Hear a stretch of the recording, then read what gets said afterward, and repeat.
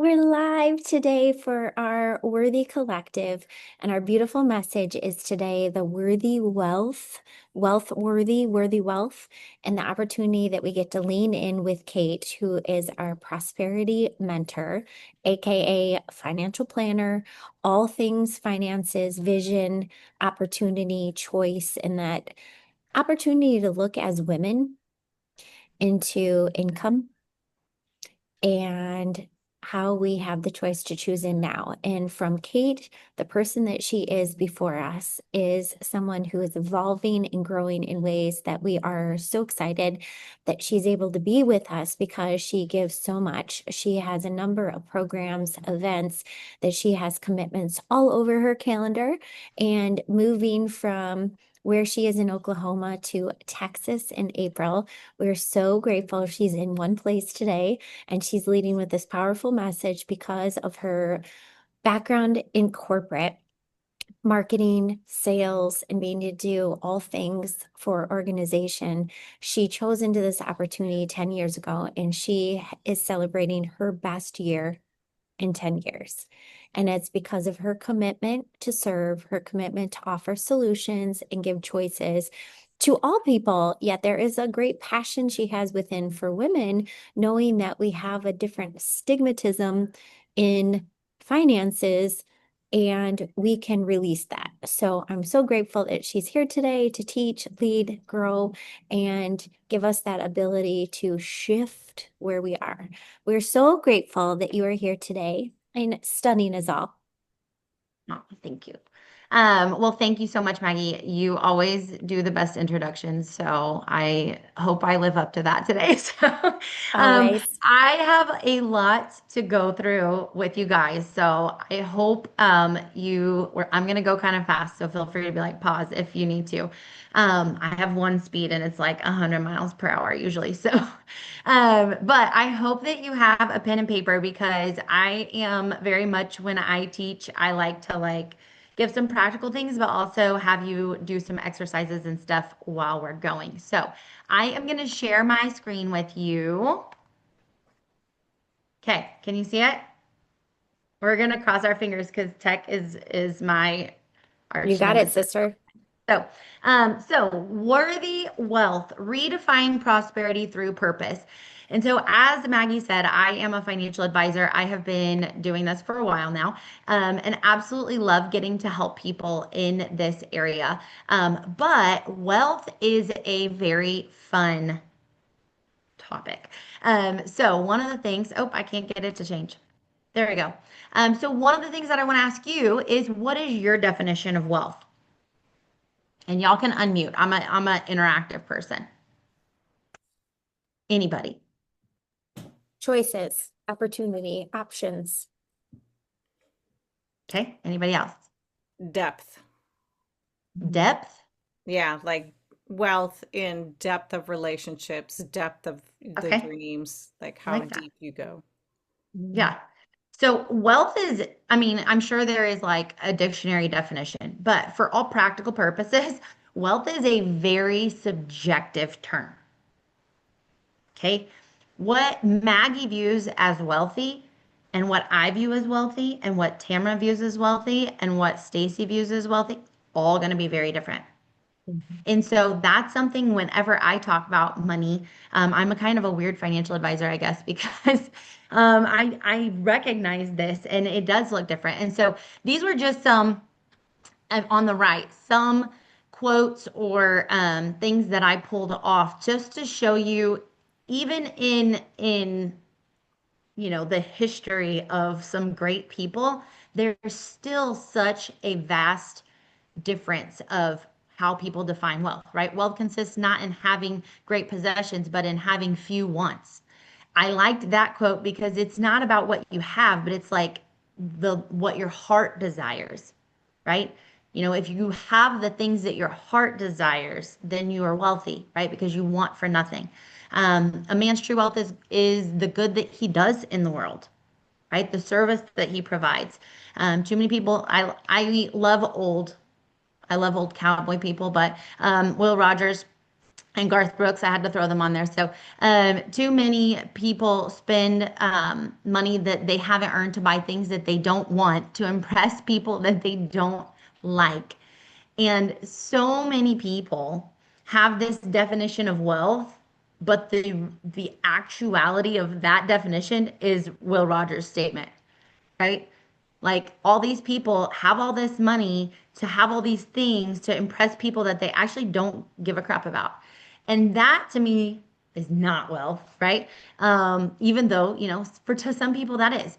Um, and then Garth Brooks, I personally do like him, but he said, "You aren't wealthy until you have something that money can't buy." And I thought that was a good one too, because so many times we look at wealth as money. And I kind of liked what Tamara said is like, wealth is so much more than just money, right? There's a lot of people that are technically wealthy when it comes to their finances, but their homes are a wreck, or their, marriage is a wreck, or they're depressed, or like so many things, right? And so having a definition, I think, of wealth and what you define it is really important because that kind of points your compass, right? Mhm. Questions on anybody want to add anything to that? No? Okay. Oh, So, no, Kate, it's funny that you mentioned that because I always tell my girls I am so rich in love. yeah, right? There's Yeah, a because there's a they have, Bible verse that says to gain the world yeah, and lose his soul, like a man has nothing, right? So there's so many things that it's like, what is your definition of wealth? Because some of you may already have it, you know? So that's interesting to think about. So, one of the things that I want to talk to you about today is our values. Okay. So, your values shape your beliefs, which typically creates your actions and or habits. Okay. So, if you have a value of somebody give me a, okay, so a high value of family, right? Your high value is family, you're probably not going to have an action where you're working and not seeing your family 24/7. Would everybody agree with that? Sure. Okay. You might still be working, right? You might still be working a lot, but you're not going, if family is your top value, you're not going to, have your kids in daycare and not see them for a week at a time. That's incongruent. Make sense? Mhm. So when we understand what our values are, we can see where most of our actions are usually in alignment with those values. Make sense? Mhm. Okay. So has anybody done the values?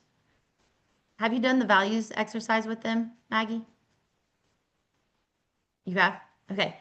Does everybody on this call know what their top three values are? It's okay to say no. Tamsin, yes. I know mine, yeah. Sarah's given a questionable. Tracy's given a questionable. Who else is on? Stacy and Martha. Would you say yes, or you haven't done that exercise yet? I have done that with Maggie last Okay, week. perfect. Stacy, have you done it yet? Awesome. yeah. Okay, so half of you have, half of you haven't. That's fine. We're gonna kind of do a speed version. So if you don't know what your values are, and honestly, most people don't. Okay, I've done this exercise with a lot of people. Most people say, these are my values, and then we do this exercise, and it's like, well, no, they're not, right? If you're like, my top value is God, family, business, right? Because that's what we're taught it should be in a certain fields, especially, right? But then we actually do the values exercise, and that's not what your top values are. And that's okay. Okay. I always tell people like we listen and we don't judge, right? No. But we also have to have a realistic view of what our values are because they may not be God, family, business, right? And that's okay. But what are they, right? And don't judge yourself for having those values. So if you haven't done the values exercise, either screenshot this. This is like a speed version, or you can do it right now to get you thinking. So what do you do that excites you the most, right? What are the three things that you do in your free time? Okay. If I have free time, what am I doing? It's your birthday and you can have anything you want. What are the top things that you're going to ask for? I guess everything on the coast, so that they can get rid of them now. What areas are you most organized in? What are your top Googled topics? Okay. What do you learn to love about? What are your most of your pictures of, right? So if you actually look at these 10 things will give you a much more honest, usually, view of what your values actually are because your top three values will show up repeatedly in these questions, right? What do you surround yourself with? Okay.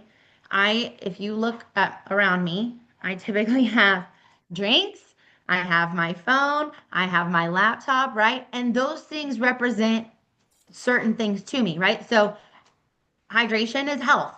Okay.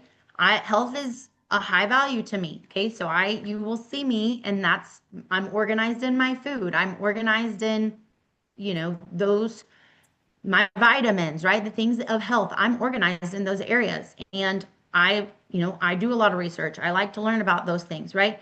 My phone is my business, but also my family and my friends. Okay. I'm pretty accessible to the people in my life, and that's important to me. Okay. I love to learn about like relationships and, one of the, like a book, How to Win Friends and Influence Family. Like I love to learn how to be a better friend and how to be a better mentor and leader and all those things, right? My laptop is my business. Okay. Everything that I do is typically on my laptop. And in my free time, guess what? A lot of times I'm spending time on my business because I love it, right? Um, so when you start to look at those things, I mean, I also have, and this was partially because I was prepping for this, but I also I have my Bible right here, right? God and faith is in my top values, right? It's up there, okay? So again, what is in your top values? Most people, money is not in their top values, including me.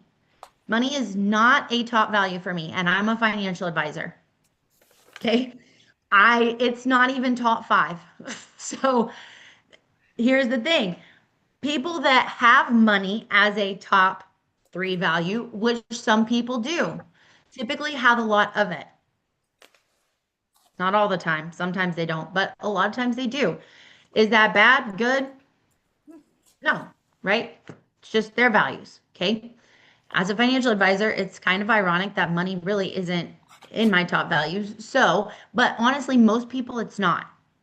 And here's the thing, if you don't ever link the two, you're not going to have much of it because it's low in your values. Right? Anybody else need this page? Yep. Okay. So, typically our wealth will usually exist in our highest values. Okay. If you asked me, how do I feel about my health? I would say I'm really healthy. I'm a super healthy person. I would be wealthy in health, right? If you ask me relationships, right?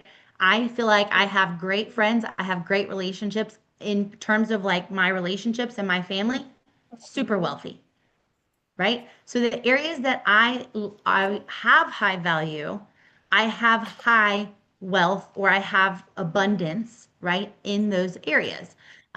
Somebody else that's done the um the values exercise.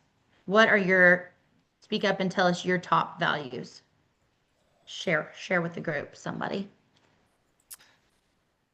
Mine is faith, relationships, and time. Okay. Those are my top values. Explain time as a value. What I do with my time, who I spend it with, what I spend my time doing. I don't like to waste my time on frivolous things or people who aren't worth it or Okay, so that's more kind of relationships than probably two. yes and no, but I like to learn. So if I'm learning something about something I do. Okay. That's time. That's an investment of time. Gotcha. So, what areas do you feel wealthy in? Relationships, God. All Time. the things you just said? Yeah, all the things I just said. Yeah. Maggie, what are your top three values? Hold on one second. Um, it's interesting because when we did this together, I'm like thinking back, like, it is education, which also fell into the category of business because I was recognizing the same for Tamara, is I value the opportunity to learn. And that's where some of my photos and things like that in business and in learning, relationships and in health. And you just shifted me, just like my mom's friend, who's my mentor, talked to me about multiplication for not just my income, but those around me. So I had an extra there Just, in the wealth just wait. department. We're Okay. we're not there yet, but we're getting there. Well, I already felt the shift because it was not in my thought process until she said it. She's like, Mags, you multiply people's results. And I Yeah. used you as an example with, you know what I mean? And I was like, well, and So she's like, here's and the that thing. there's choices. Do you see where you have a lot of those things showing up? Oh, 100%, without question. Yeah. Right? Okay. So, and what do you love to do? Right? You love to do all those things that you just said. Love. And that's showing up in your life. We're on a call literally because of you doing those things, right? Perfect example, right? And I would say that you are wealthy in those areas. You have a lot of great relationships. Like you teach a lot of people, like all those things, right? Because here's the thing, if it's in your highest values, you typically, I like this, you don't worry about the opinions of others, right? If it's coming to my family, okay, I have now three little nephews. I love those boys more than anything on the face of this planet. And if somebody had any kind of judgment about anything that I do with them, I would happily tell them, F you. Wouldn't blink. Like you can have any kind of judgment you want to have. If somebody's like, well, you should be working instead of taking care of them, I'm like, you can go fly a kite and jump in a lake. Like, I don't care, right?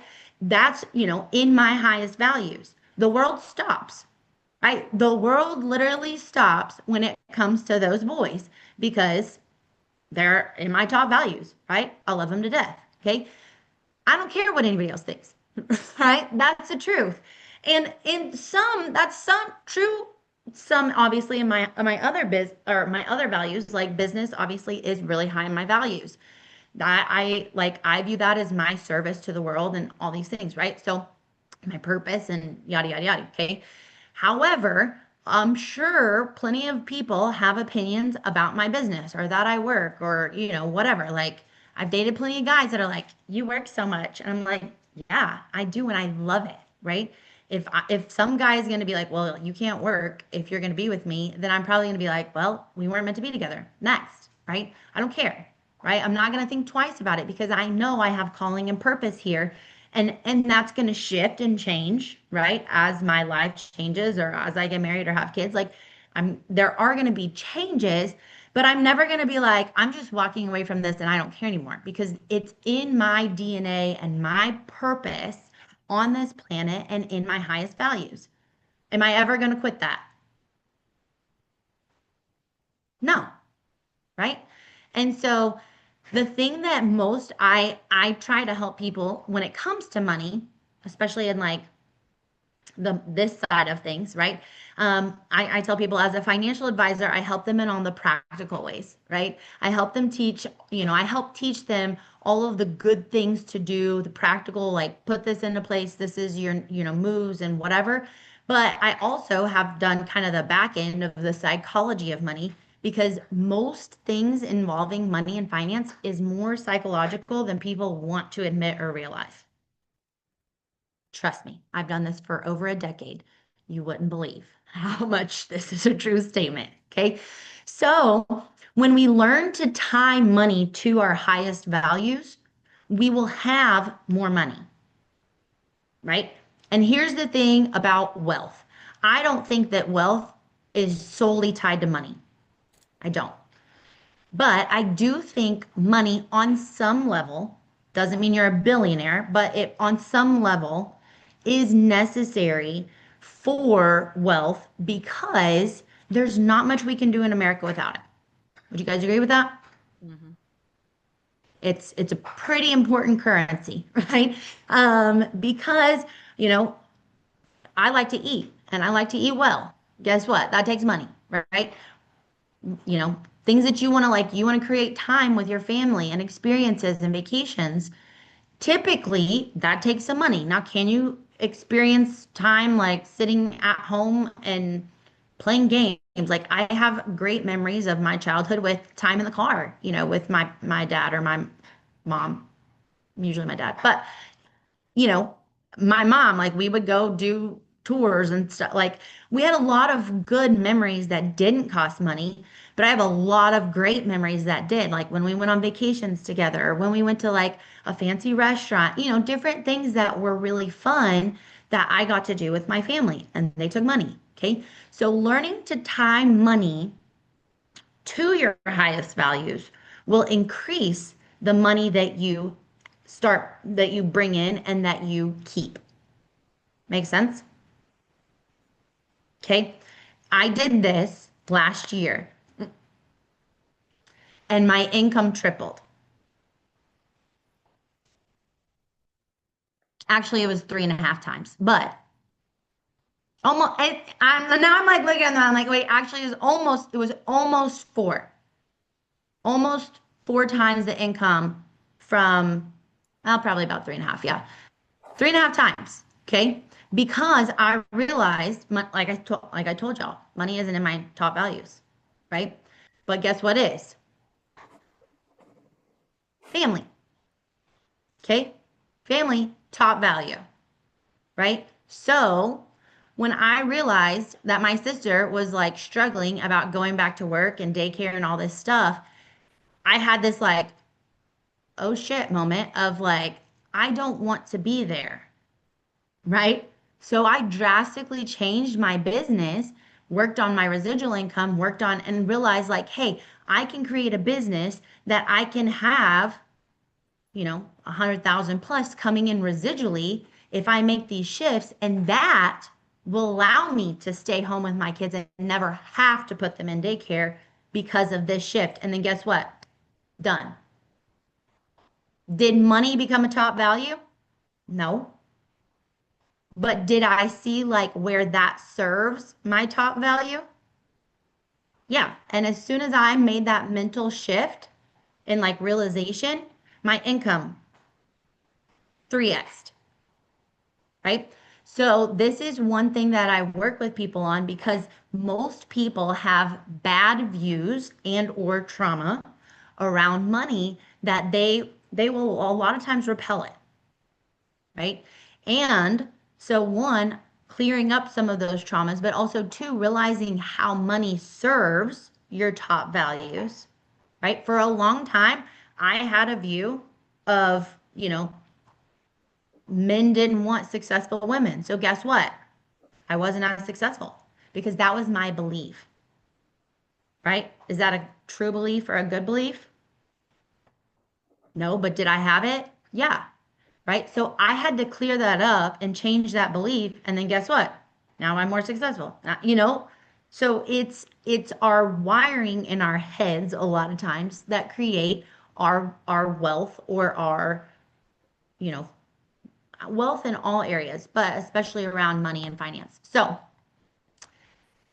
I love this. Okay. Money is the exchange of service that you provide to the world, right? How would you guys define money before I just said that? I should have asked that before. Okay. Now, anybody, somebody.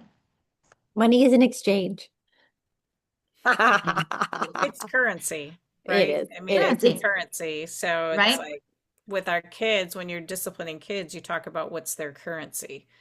which is what is going to motivate them to do the thing it is that they either need to do or you want them to do. Clean up their room. You have to find their currency, extra time. So money is a currency that most of us can understand and then have, like Maggie, like you're saying, it's an exchange for time, effort, energy. So Yeah, right. So most people a lot of times will write down very all kinds of definitions for money. And I want you to be honest, like what before right this minute or today, what was your definition of money? How would you define money? Sarah, I'm gonna ask you.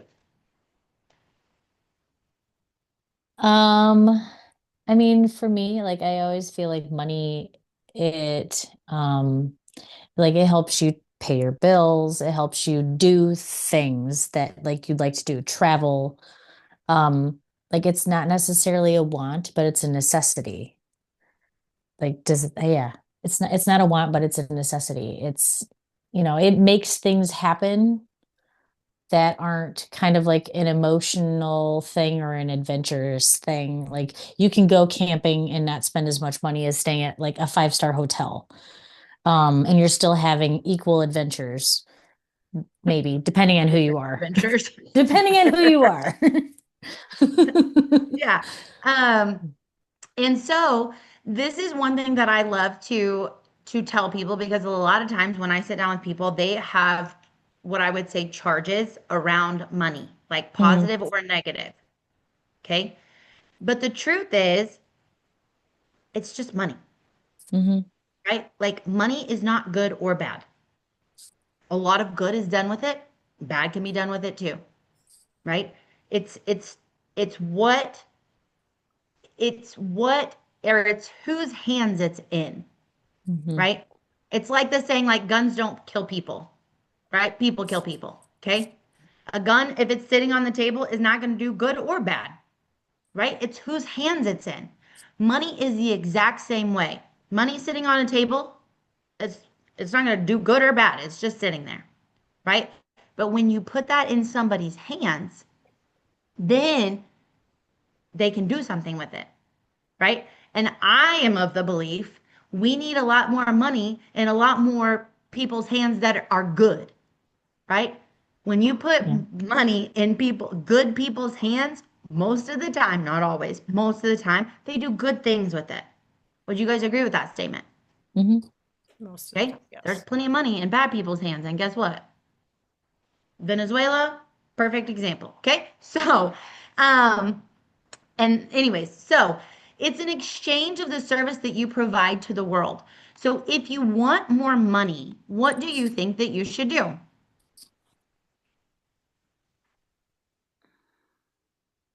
mhm, Serve. Provide more service. Okay. Yeah. These are some of the top four richest people in America. I don't care if you like them, hate them, love them, whatever. Okay. That's not what this call is about. So, whatever biases or beliefs or whatever you want to have, take those off the table. Okay. Here's the deal, right? Mark Zuckerberg, has he provided a lot of service to the world through Facebook and all the social media that, you can argue there's bad that comes with it too. And that's true. But have a lot of people connected, found their mhm, spouse, found their family members, found missing people, like stayed in connection through freaking pandemics.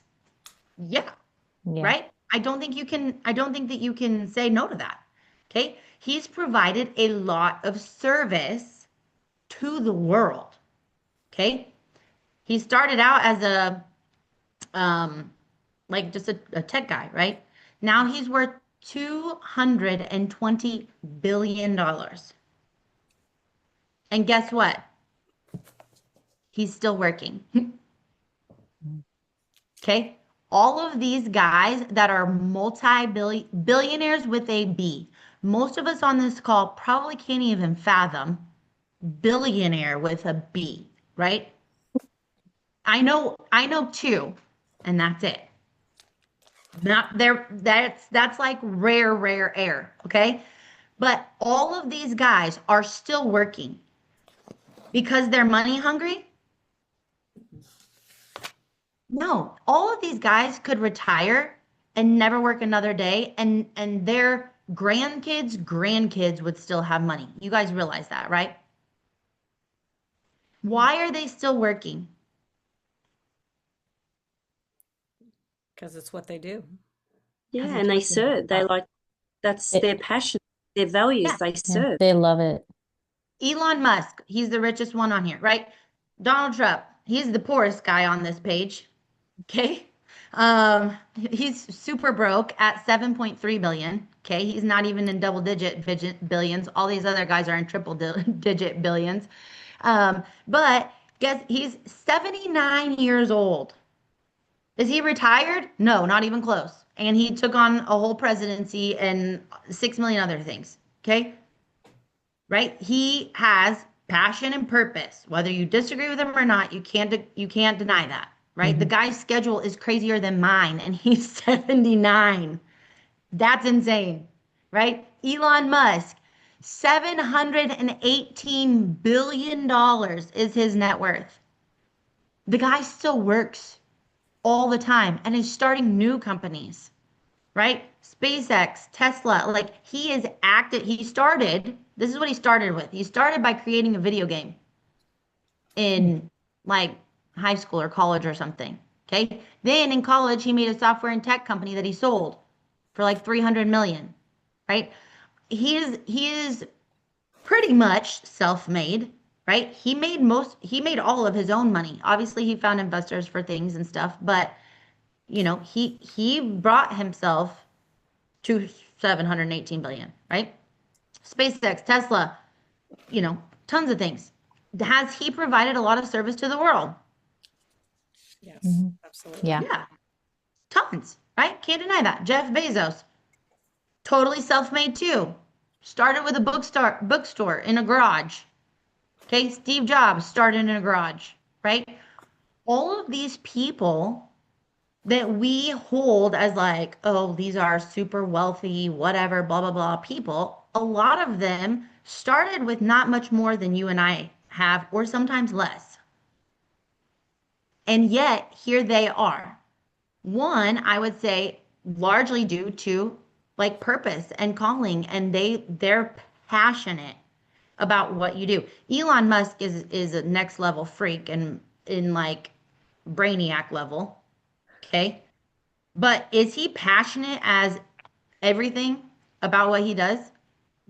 Hmm. Guy's crazy. Guy's nuts, right? And I'm not saying that in a negative way. Like I'm saying that in a like he's on his brain to me is on a super freak level, and he's passionate about it, right? He's never going to retire. 718 million, right? Yep. His top values are probably like creation, you know, technology, cutting edge everything. Like he wants to be the first, he wants to be the creator, he wants to be the whatever. And guess what? He's doing that.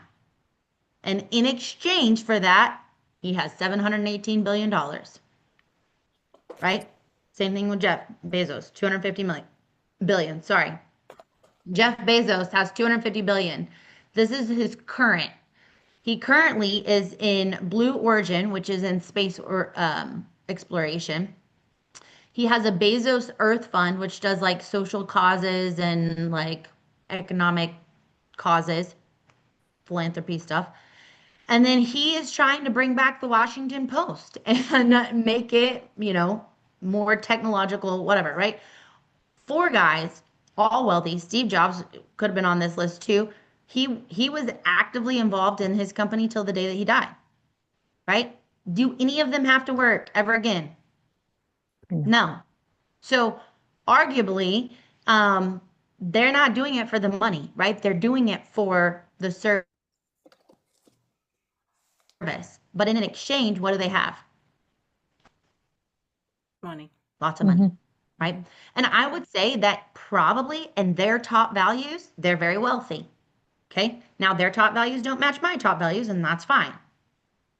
But in their top values, they are very wealthy, right? Hmm. Power. Okay. You can't tell me Trump is power and whatever is not in his top values. Okay. You can't tell me that, right? It is. But guess what? Does he have it? Yeah, he does. Okay. Same thing. Connection. Mark Zuckerberg said like connection was in his top values. Guess what? He created something that like connects people all over the world. Okay. So, um, that is kind of one thing that I like, I love to point out of like when you find what your purpose is and what your service is that you provide, the exchange of that is money when you're serving other people, right? Especially once you clear up some of those money traumas and things that are preventing you from that flow. So how do you do that? Okay, so if one of your goals in 2026 is to make more money, anybody on here, is that on your list of goals? It's okay to say yes. Okay, here's a literally step-by-step way that I can almost guarantee if you will do it, you will make more money this year, right? So one, find your values. If you don't already know them, you need to get crystal clear on what are my values. And if you've done the exercise before, do it again because sometimes they change. Okay? You can't, I mean, you should I would say do it semi-regularly, right? Because you know, my values have changed. Most people's do. Nothing wrong with that, right? Find what your values are.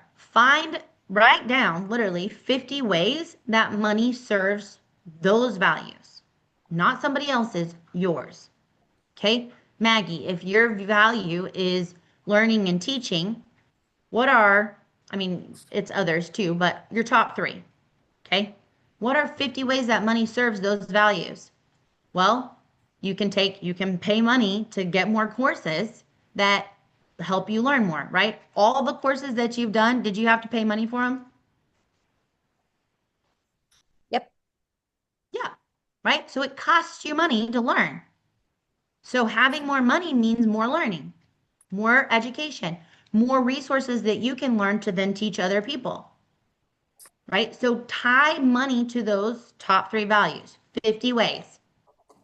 And if you're still like if you're stubborn or you have a negative view of money, maybe you need to do 100 ways because some people need a little bit more. That's okay, right? And then three, identify your bad money beliefs. So I do this with clients a lot because I started realizing like, hey, I'm helping people in all these areas. I'm fixing, like we're finding, you know, we're creating solutions for them to fix their problems, to get out of debt, to whatever. But then they're getting right back into the same problem that I just fixed for them, right? So I realized we have what's called a money blueprint. Okay. Most people have no clue what their money blueprint is, but you have one, whether you know about it or not. And that is how you think, believe, process, and act around money specifically. Okay? People with shopping addictions, right? That is a money blueprint. Okay? There are, you know, it is the belief of I need to fix and feel good now over whatever is in my, you know, whatever may happen in my future. Right? That's a money blueprint. Okay? People that have high debt, people that think, "Oh, I don't deserve money. Money is for certain types of people," or people that have money are greedy, or whatever your blueprint is, um that's in your blueprint, right? And guess what? You're going to build a house that you have a blueprint for. So we have to fix that blueprint because I can't tell you how many people I've fixed theirs. I've been like, hey, you have debt. Okay, we're going to home equity loan. We're going to get you out of debt. We're going to do this, yada, yada, yada. 2 to 3 years later, guess what? They're right back. Because what? They built a house that was according to their blueprint. Okay, so until we fix the blueprint, they're going to keep building the same crappy house. So identify your bad money beliefs. So this is one of the things that I do, in addition kind of to financial advising, is we do a belief inventory around multiple different aspects of money, debt, investing, you know, income, business, all these things. And we identify one, what the bad beliefs are, and two, where they come from. Okay. And then fourth, we rewire the beliefs that aren't serving you and your values. Okay. Using me for an example. Okay. When I had a belief that men, I want to get married, I want to have a family. If I have a belief that men don't want successful, wealthy women, what is that going to do? Not I'm always. never going to become that because having a family is in my top values, right? If I have a belief that this doesn't equal this, you see the problem there? Mhm. I'm never going to create this because this is going to prevent me from having this. As long as I hold on to that belief, I'm going to create either an internal struggle because I'm trying to go against my highest values based on the belief system that I'm operating under, or I have to change the belief system of like, wait, no, that's not crazy, right? So guess what? Now I think, oh, well, if I'm more successful and if I have more money, I can put myself in rooms around more successful men who have more money and who are more successful. I can go to top, you know, golf courses or whatever, right? And it's not even about like finding a rich husband, right? But it's finding somebody that has a growth mindset, that has a entrepreneurial mindset, like that thinks like I do and like I want to, right? That may not be a top priority to you. That's fine. Okay. We don't have to have the same things, right?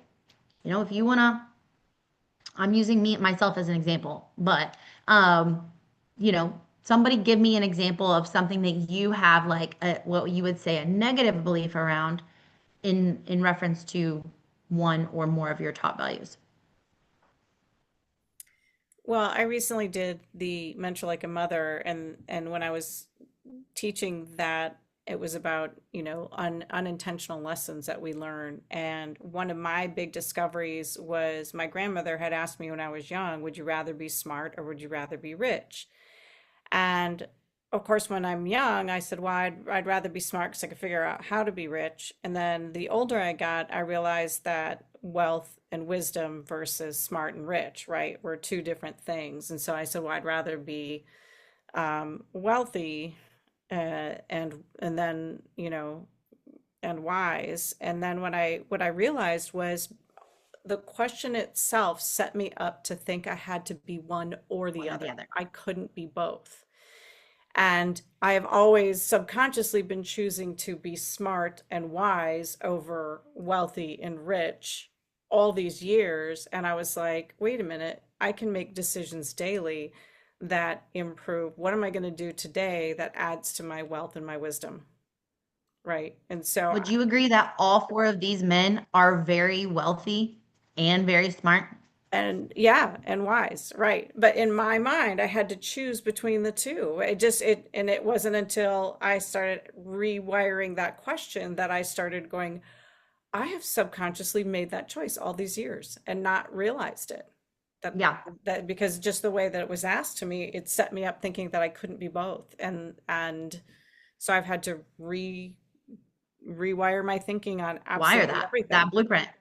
Yeah, it's Yeah. that blueprint And for that's the sure. thing that I try to help people is like identifying those things because a lot of us, myself included, like I still have things that I'm like, oh, I need to like sometimes I'll say stuff and I'll be like, ooh, like I need to work on that belief, like because that's not serving me, right? Where does that come from? And then like rewiring it because most of those things, like you said, that's not true, right? That's not a true statement.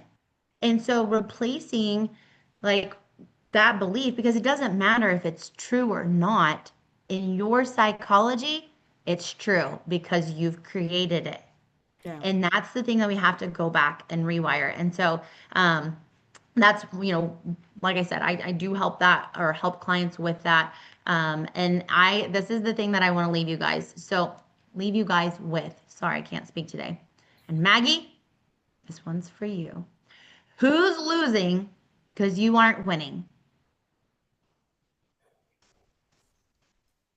How many people, and this is another thing that I had a like gut punch, I feel like over this last year. How many people aren't successful or aren't as successful because I'm not helping them, because I'm not winning, because I'm not serving more people, because I'm not providing the service that I can, at a large capacity, how many people are losing? When you realize that, you will work differently and you will provide way more service to the world. And in exchange, you will make a lot more money, unless you have a few blocks that we just talked about, right? So, that is what I want to leave you guys with. This is a link if you want to schedule or look at what I have on money beliefs and rewiring those. You can click on, I think you can click on this link, or I can put it, let me see if you can't. Okay, let me see if I can put it in the chat. But I'm passionate about helping people break through limiting beliefs so that they can have new levels of success, because there we go. I put it in the chat. So if that is something that you want help with or want to get more information on, you can visit my website right there. There's a whole spreadsheet and all kinds of stuff on it. But definitely, at least on your homework. Why is this not? Oh, hold on. There we go.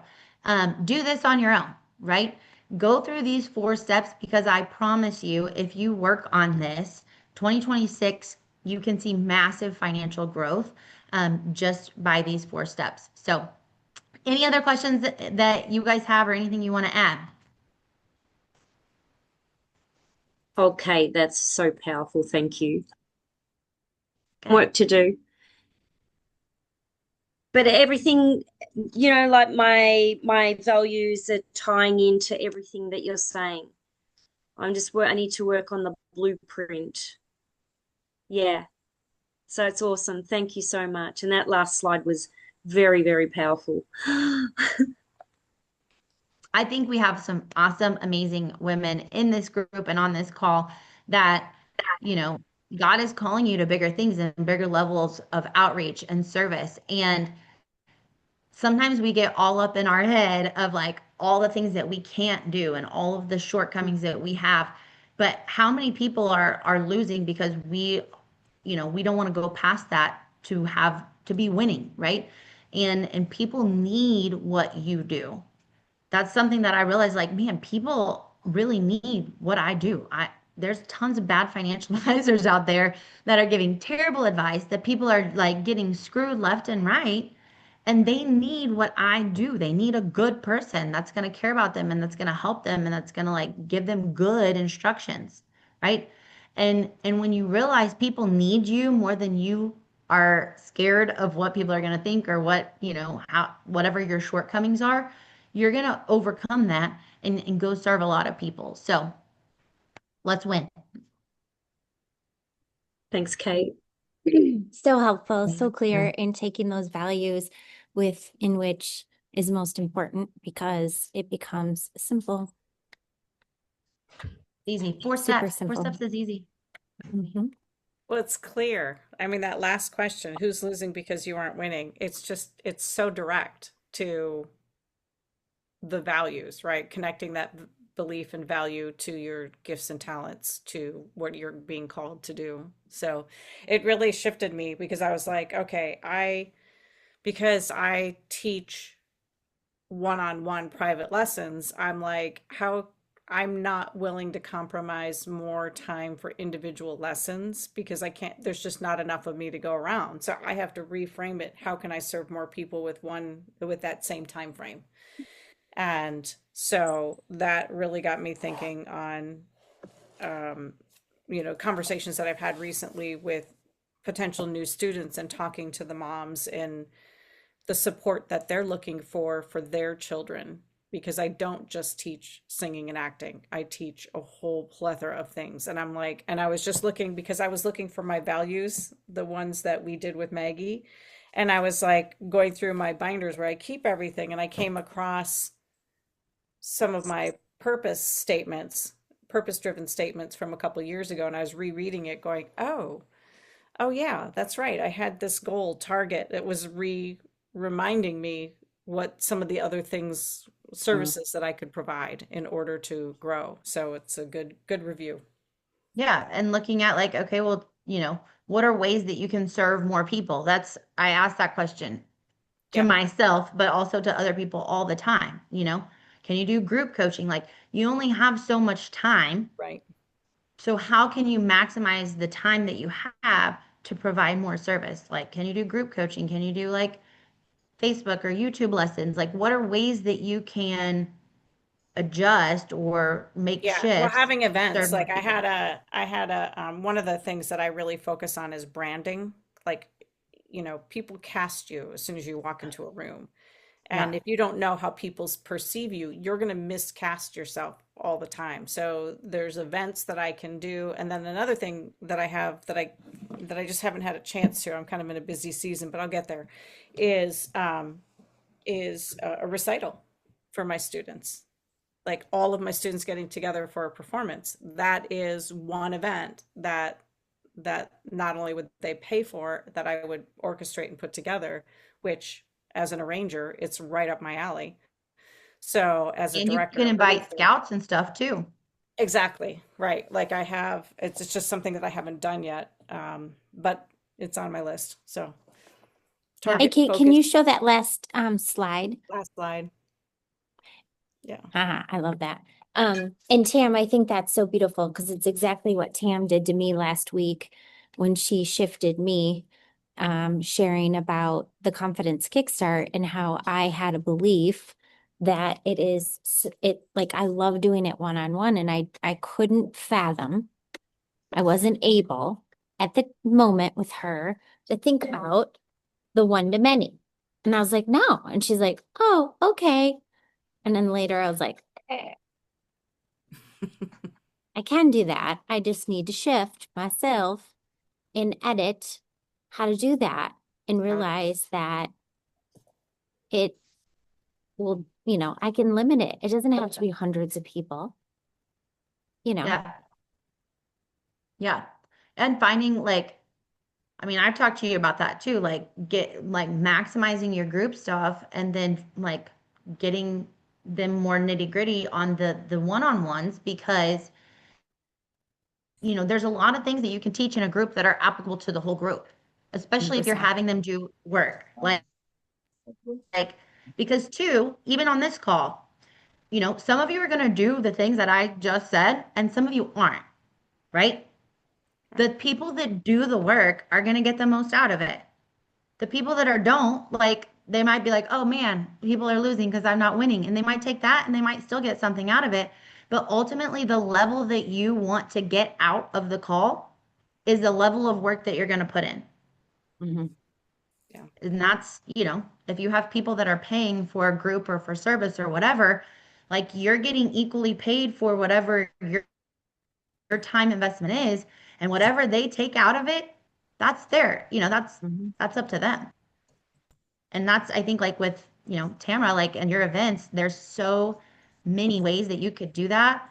If you did a workshop for all of DFW area and teaching people how to do casting calls and how many people would come to that, and you could teach a group of 50 to 100 kids and then choose who you wanted to work with one-on-one out of that group, Right. or have a follow-up, like, a smaller group of 10 to 20 that they get to practice with each other. You know what I mean? Like there's so many ways that you could structure it to where you're serving more people, and law of reciprocity, I can't say it. I'm gonna screw it up. I'm like, it's not even, reciprocity. Yeah. Or fair exchange, right? You're getting more money coming in. Okay. I deal with numbers for a reason. Okay. Yeah. You don't have to have a good Not vocabulary. words. So, yeah.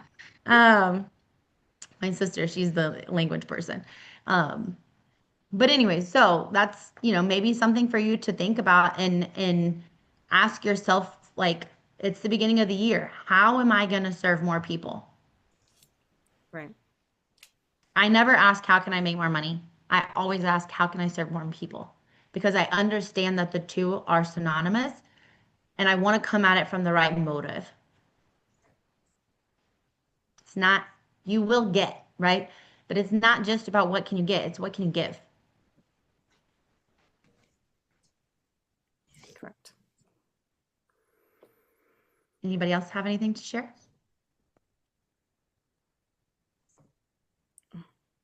I'm excited for my homework. Thank you.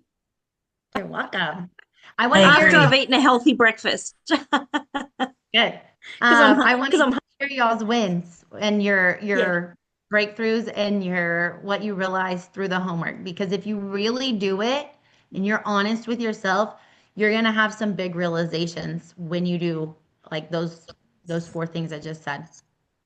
beautiful. Thank you, Kate. Thank you, Kate. You're welcome. Thank you guys for jumping on. Thank you, my love, for making time because we know it is a tool and a gift. And we are so thankful for you to share both with us. Yep. And if you want Yeah. help with your money blueprint, go check out my page and schedule a time and let's fix some of those bad blueprints because life's too short to hold on to bad, crappy houses. Exactly. New foundation. Yeah. Thanks, everybody. Have the best Thank rest of you. your day. So very grateful for you, Kate. Mwah. Yes, thank you. Thank you. Bye. Thank you.